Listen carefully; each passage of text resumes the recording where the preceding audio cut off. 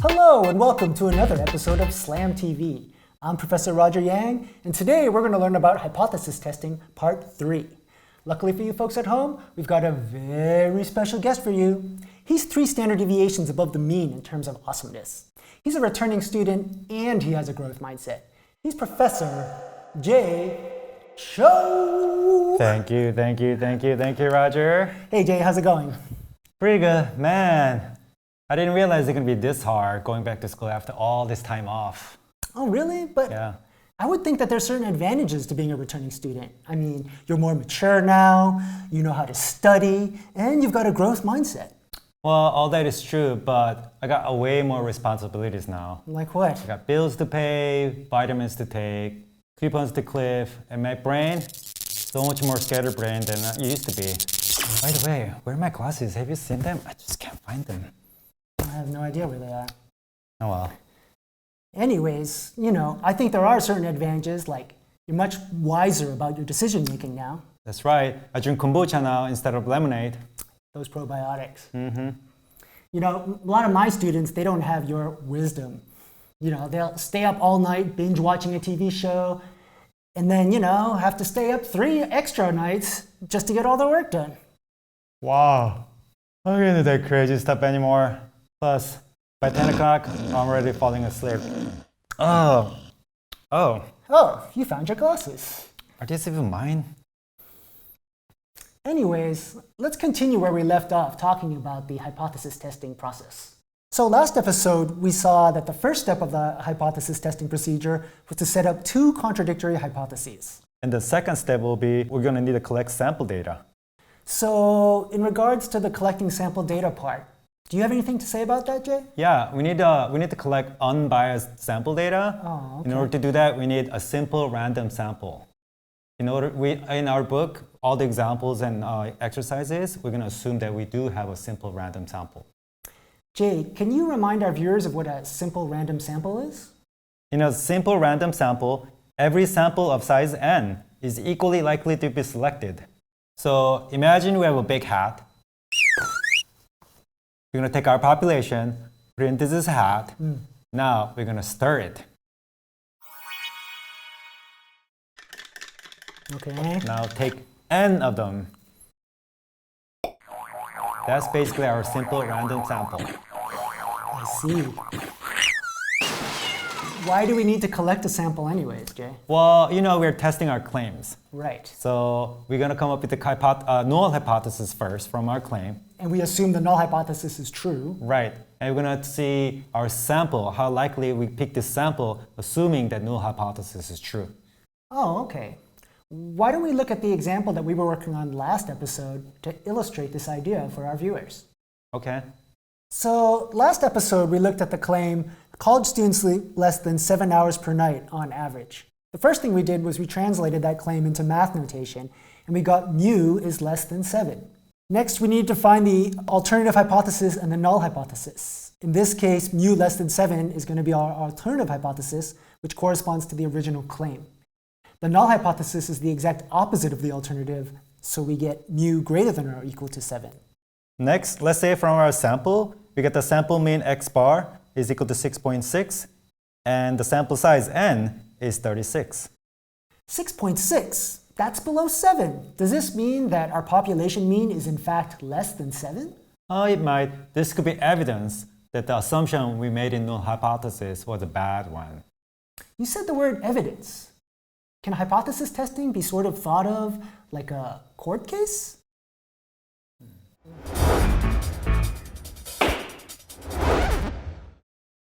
That's a good analogy, Roger. Remember in criminal case, defendant is innocent until proven guilty, right? Oh yeah, that's right. They assume innocence. Right, and you need evidence to prove somebody is guilty. Yeah, but how does that relate to hypothesis testing? Remember the rare event rule we talked about before? Oh yeah, the rare event rule states, if, under a given assumption, the probability of a particular observed event is extremely small, we conclude the assumption is probably not correct. The given assumption part is the null hypothesis. In a court case, the innocence is assumed. In hypothesis testing, the null hypothesis is assumed to be true. Oh, that makes sense. So we calculate a probability assuming the null hypothesis is true? Exactly, and next we're going to get some evidence. What's the evidence? In our case, the evidence is a particular observed event, which is our sample. Let's look at the next step of the hypothesis testing procedure. The third step of hypothesis testing procedure is determine the correct random variable and distribution to perform the hypothesis test. What's the random variable for our example? Well, we need to calculate the probability of getting our particular sample mean of 6.6. Since you are dealing with sample mean, our random variable is going to be x bar. Oh, okay. What's the distribution that we need to consider? What distribution? We need to look at all the sample means to see our x bar was unusual or not. I can see why we want the random variable to be x bar, because we have to look at all possible sample means. But I don't really see why it's so important to choose the correct distribution. That's a good question. Let me use our court case analogy again. Okay. Let's say at the crime scene, we find this blood sample. Ooh, is this like a murder mystery? Is it like CSI, Pasadena? Sure, yeah, why not? Let's say you send this sample to a fingerprint specialist. What? That would be silly. Why would you send blood samples to a fingerprint specialist? You should send it to like a DNA lab or something. Exactly. In hypothesis testing, our blood sample is like our sample data. Sending our evidence to the right place is like choosing right distribution for our sample data. Oh, I see. And we do all of this in order to calculate a probability? Exactly. For different type of testing, we're going to choose different type of distribution and random variables. So what's the distribution for our particular example? We're going to use normal distribution because we're testing for the mean with sigma known. What? Mean with sigma known? What's that? Sigma is just symbol for population standard deviation. Is it realistic for us to know that? Well, realistically, no. We do not really know the population standard deviation, but this will be the easiest test to learn how to do it first. Oh, I'm sure our viewers expect the easiest part first. Okay. So what's sigma going to be in our example? Well, in our example, we're going to assume that it's 1.5 hours. Oh, cool. Let's continue looking at our example then. Assume sigma is 1.5. Random variable distribution. X bar is n with 7 and 1.5 over square root of 36. What's this crazy distribution you've used? Well, we're using x bar because you're talking about sample mean. Okay, what's that like weird looking squiggle thing? The squiggle thing is tilde, which just means we have a distribution. Oh. It just means is or equal to. What about the n, the capital N there? We're using n because we have normal distribution. Oh, okay. And then I see two numbers in parentheses. Well, remember two most important numbers when it comes to normal distribution? Those are norm's favorite numbers. Oh yeah, it's the mean and the standard deviation. Exactly. Here the mean is 7. This comes from the null hypothesis. And the standard deviation is 1.5 over square root of 36. Oh wait, that's the standard error for the mean from the central limit theorem. Sigma is 1.5 and our sample size n is 36. That's right. Oh, that's why we need sigma, because we need to use the central limit theorem. Okay, cool. Let's look at the next step of our hypothesis testing procedure. Step 4. Calculate a probability that will allow us to reject or fail to reject the null hypothesis. How are we going to calculate the probability? We're going to calculate something called the p-value. Maybe you should explain to our viewers what p-value is.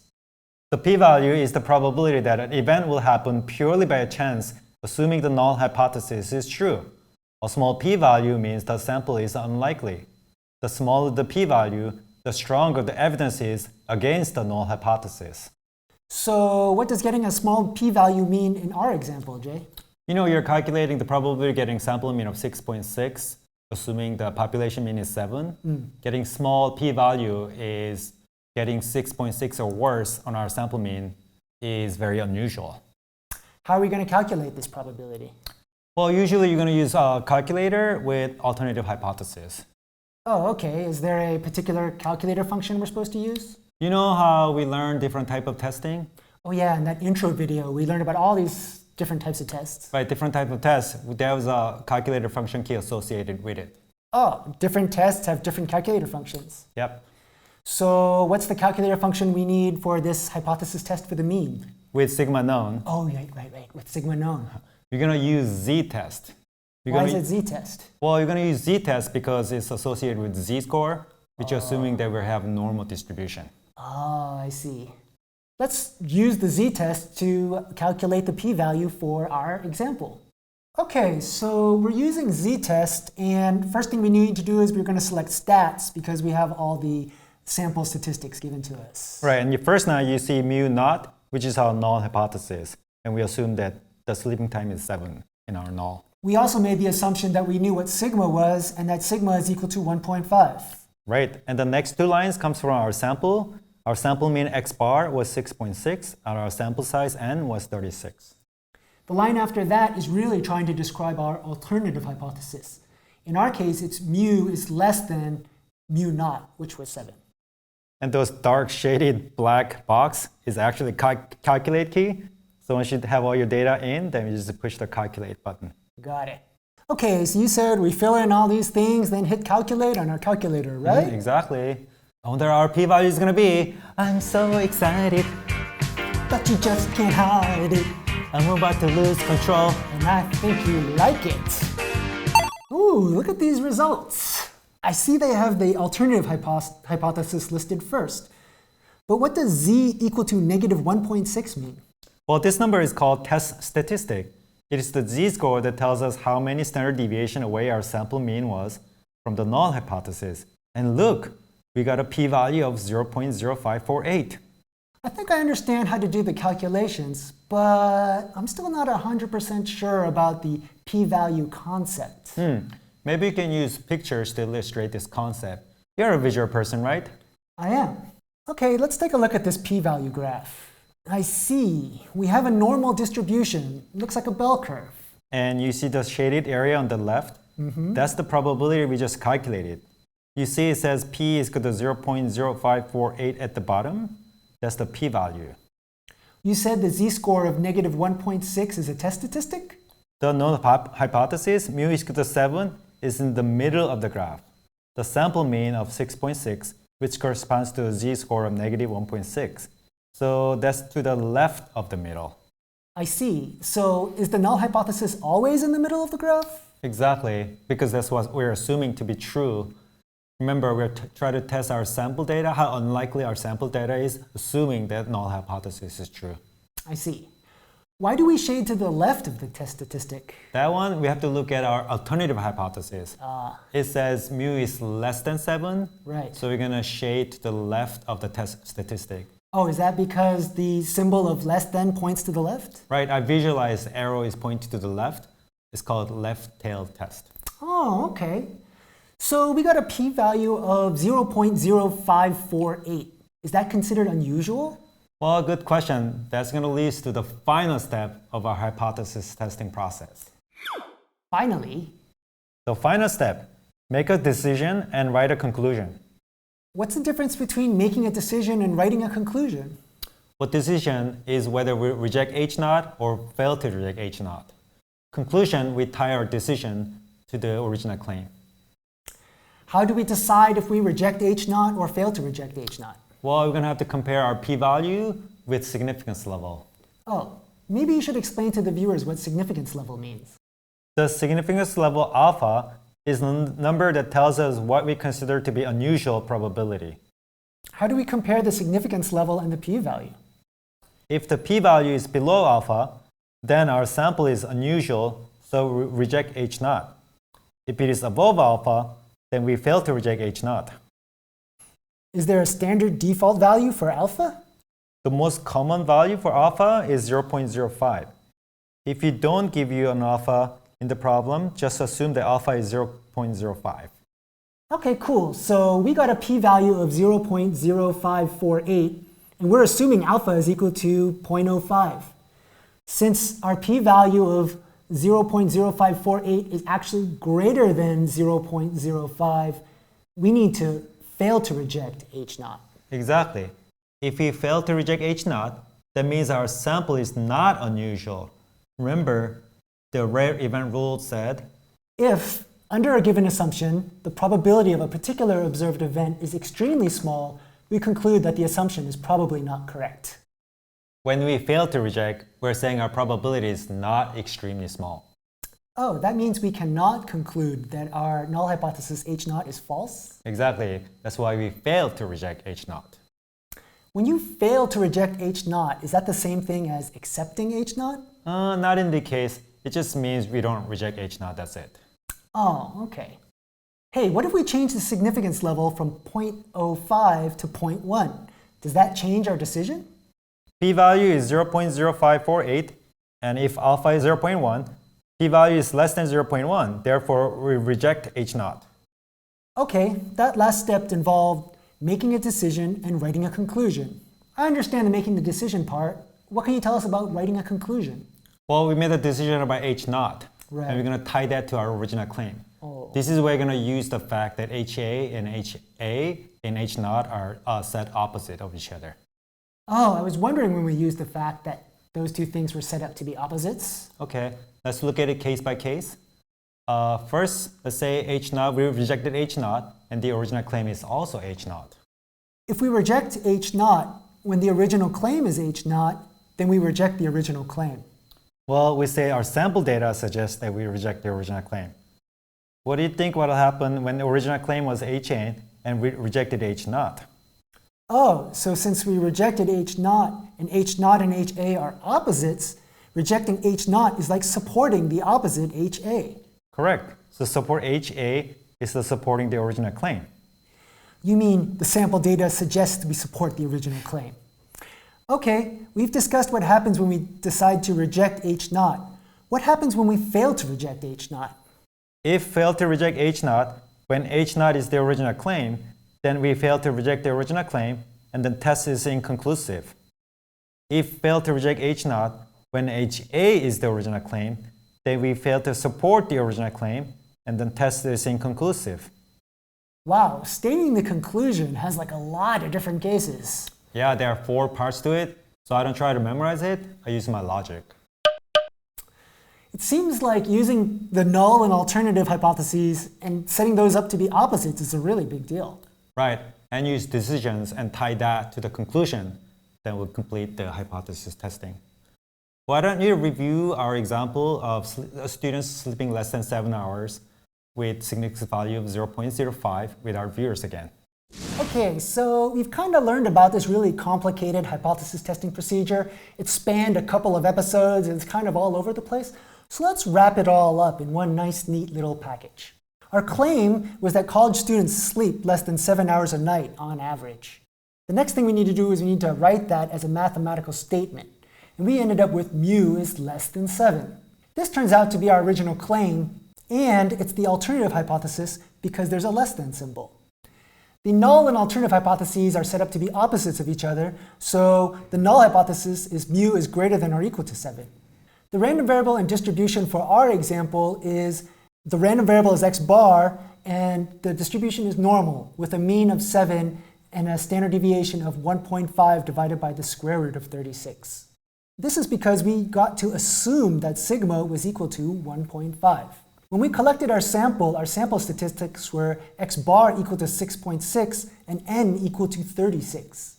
We used the calculator function ZTest and we got a test statistic of z is equal to negative 1.6. We used that test statistic to calculate the p-value and draw a p-value graph. The p-value we got was 0.0548. Our p-value graph is bell-shaped because we have normal distribution, and we shade the area to the left of the test statistic because our alternative hypothesis was mu less than 7. This p-value of 0.0548 was bigger than our significance level alpha, so our decision was that we failed to reject H0. In conclusion, the sample data fails to support the claim that college students sleep less than 7 hours a night on average. That's a great wrap-up, right, Jay? Oh, sorry. Oh, wow. I must have H0'd off. Yeah, that was a great wrap-up. Rude.